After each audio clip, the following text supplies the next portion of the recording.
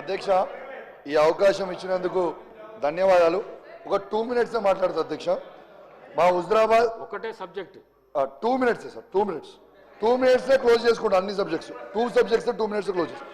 Sir గౌరవనీయులు sir ఒక్క నిమిషం సార్, మా హుజరాబాద్ నియోజకవర్గంలో ఓ స్పోర్ట్స్ గ్రౌండ్ ఉంది అధ్యక్ష. దానికి 10 కోట్ల రూపాయలు శాంక్షన్ అయి ఉంది. ఆల్రెడీ 20% వర్క్ అయింది అధ్యక్ష. ఇది ప్రొసీడింగ్ కాపీ.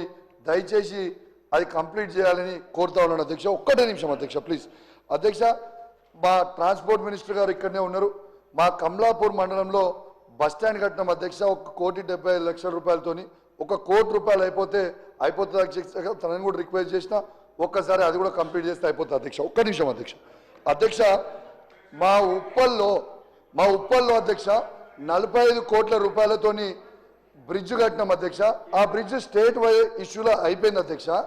ఇవాళ కరీంనగర్ జిల్లాలో ఉన్న పార్లమెంట్ సభ్యుడు, బీజేపీ పార్లమెంట్ సభ్యుడు అధ్యక్ష, ఇప్పటిదాకా ఉన్న బండి సంజయ్ గారు సోకాల్ మంత్రి గారు ఇప్పటిదాకా 2 టర్ములు గెలిపించారు కరీంనగర్లో. మా హుజరాబాద్ నియోజకవర్గంలో ఓట్లేసారు. బ్రిడ్జ్ కంప్లీట్ చేయడానికే వాళ్ళ సెంట్రల్ గవర్నమెంట్ ఏదైతే రైల్వే మీద కట్టాలనో ఆ బ్రిడ్జ్ కట్టాడు అధ్యక్ష. కానీ బయట మాత్రం పెద్ద పెద్ద మాటలు మాట్లాడుతుంటాడు. హుజరాబాద్ నియోజకవర్గ ప్రజలు ఆయనకి ఓటేసిర్రు.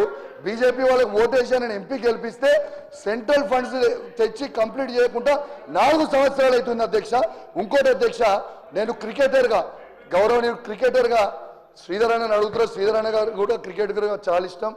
మన స్టేట్లో అధ్యక్ష 2 women cricketers under India world కప్కి సెలెక్ట్ అయ్యారు అధ్యక్ష. ఒకరి పేరు త్రిష, ఇంకొకరి పేరు ధృతి. అయితే అధ్యక్ష గవర్నమెంట్ కూడా వాళ్ళకి చాలా సపోర్ట్ చేసింది అధ్యక్ష. త్రిష గారికి 1 crore రూపీస్ ఇచ్చిండ్రు. కానీ ధృతికి కేవలం 10 lakhs ఇచ్చారు అధ్యక్ష. కానీ వాళ్ళు ఇద్దరు 15 మెంబర్ల స్క్వాడ్ టీంలో ఉన్నారు. ఇద్దరికి కూడా 1 కోటి రూపాయలు ఇవ్వాలి అధ్యక్ష. కాబట్టి మీరు త్రిషాకి ఇచ్చిర్రు, ధృతికి కూడా 1 కోటి రూపాయలు ఇవ్వాలని మిమ్మల్ని కోరుతా ఉన్నాను అధ్యక్ష. ఎందుకంటే మొన్న మనము ఛాంపియన్స్ ట్రోఫీ గెలిచినాం అధ్యక్ష. ఆ ఛాంపియన్స్ ట్రోఫీ గెలిచినప్పుడు ఇండియన్ టీంకి 15 స్క్వాడ్లో ఉంటే బీసీసీఐ 3 కోట్లు అందరికి ఇచ్చింది, 15 మందికి 45 కోట్లు ఇచ్చింది. సో ఇక్కడ ప్రభుత్వం త్రిషాకి 1 కోటి రూపాయలు ఇచ్చినప్పుడు ధృతికి 10 lakhs ఇచ్చింది. దయచేసి తనకు కూడా 1 కోటి రూపాయలు ఇవ్వాలని కోరుకుంటూ ఈ అవకాశం ఇచ్చిన మీకు ధన్యవాదాలు అధ్యక్ష.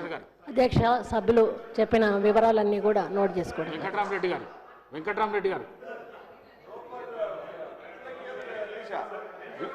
కదా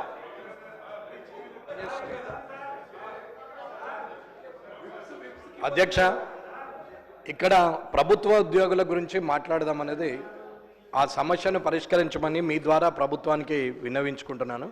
ప్రభుత్వ ఉద్యోగులకు రావాల్సినటువంటి టీఏ కావచ్చు, డిఏ కానీ, సరెండర్ లీవ్స్ కానీ, అట్లాగే ప్రావిడెంట్ ఫండ్ కానీ, ఏదైతే వాళ్ళకు రావాల్సిన పిఆర్సీ ఏరియర్స్, డిఏ ఏరియర్స్ ఇవన్నీ కూడా ఉన్నాయి.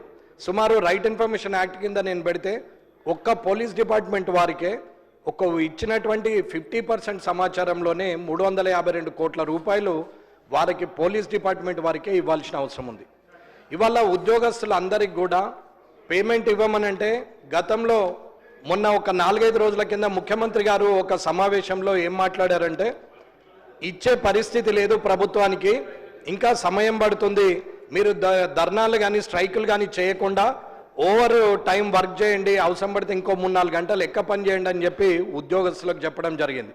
నిజంగా ఒకవేళ అలా చేస్తే సంతోషమే, కానీ ఉద్యోగస్తులకు రావాల్సిన వారి బెనిఫిట్స్ కానీ, రిటైర్మెంట్ అయిన వాళ్ళు సంవత్సరం అయినా ఇప్పటి వరకు 1 రూపాయి కూడా రిటైర్మెంట్ అయిన వాళ్ళకి చెందలేదు. ఇప్పటి వరకు కూడా అదే సమస్య కంటిన్యూ అవుతున్నది.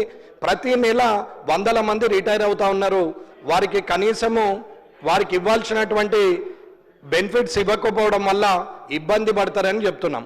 దీనివల్ల ప్రజలకు సేవ చేస్తున్నటువంటి అధికారులు రేపు తప్పుదారిన పోయే అవకాశం ఉంటుంది అనేది నేను మీకు తెలియజేస్తున్నాను. కాబట్టి ఎట్టి పరిస్థితుల్లో ప్రభుత్వము ఇవి తొందరగా క్లియర్ చేయాలి. క్లియర్ చేయనప్పుడు రాబోయే వల్ల ఉత్పన్నం ఎదురవుతుంది. దీనికి గతంలో